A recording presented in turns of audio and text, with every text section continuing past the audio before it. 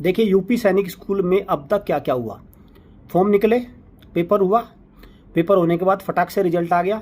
एक व्यक्ति ने, जो कर्नल सर है, सातिराना दिमाग लगा के इंटरव्यू ले लिया फटाफट। पेपर का लेवल आपको पता ही है, बहुत मुश्किल होता है। रिटर्न में वैसे नहीं बच्चों के नंबर आने, इंटरव्यू में श्रीमान जी खुद बैठे हैं, नंबर देंगे नहीं किसी को, तो अपने हिसाब से एक लिस्ट तैयार हो जाएगी।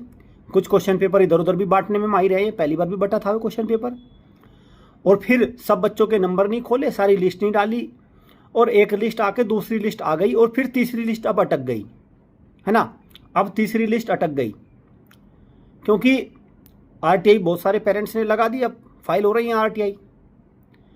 तो अब पिछली वाली तो सारी चीज़ें आ चुकी है, तो अब कुछ ऐसा दिमाग चल रहा होगा कि कैसे न कैसे करके इन नंबरों का टोटल कैसे ठीक किया जाए, पिछले वालों का, अगले वालों का, कुछ ना कुछ ऐसा तालमेल बैठाई जाए ताकि हमारे ऊपर आँच ना आए, हमारा नाम ना आए कहीं भी, हमारा पता ना चल जाए किसी को कि हमने क्या क्या कारनामे किए हैं। ये कोई दिक्कत नहीं है आदरणीय कर्नल सर, कोई टेंशन नहीं है।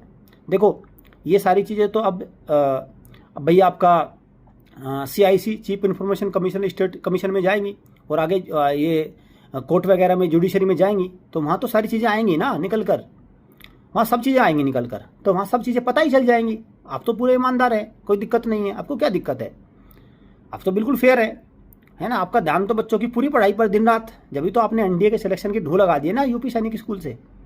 तो ये सारी चीज़ें चल रही होंगी, और मैं अभिभावक से रिक्वेस्ट करूँगा कि ज़्यादा से ज़्यादा कंप्लेन करो भाई इनकी, क्योंकि ना तो इन्होंने बच्चों के नंबर खोले अब तक जो इंटरव्यू में फेल किए, ना अब तक टॉपर बताए, ना रैंक निकाली, ना इंडिविजुअल मार्क्स निकाले, कुछ नहीं बताया। तो इनकी खूब कंप्लेन करो, एक पर्चा लिख के लगा दो, और जन सुनवाई केंद्र है, जन सुनवाई पोर्टल है, वहाँ पे भी कर दो इनकी कंप्लेन।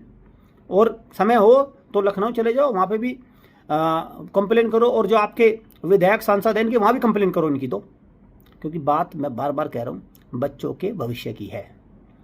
ये इंस्टीट्यूशन सरकारी इंस्टीट्यूशन है, और इनके पास तो कोई अधिकार नहीं है ना ये सब चीज़ें करने का। 100 नंबर का इंटरव्यू सर ने लिया था, बताइए क्या ज़रूरत थी इसमें 100 नंबर, और फिर बच्चों को नंबर भी नहीं दिए, और फिर नंबर दिए तो वो खोले नहीं, अब तक नहीं खोले किसी के भी। तो खैर ये सारी चीज़ें चल रही हैं, चीज़ें बढ़ती चली जाएंगी, और एक दिन पाप का गड़ा भर ही जाएगा। Thank you students, thank you parents.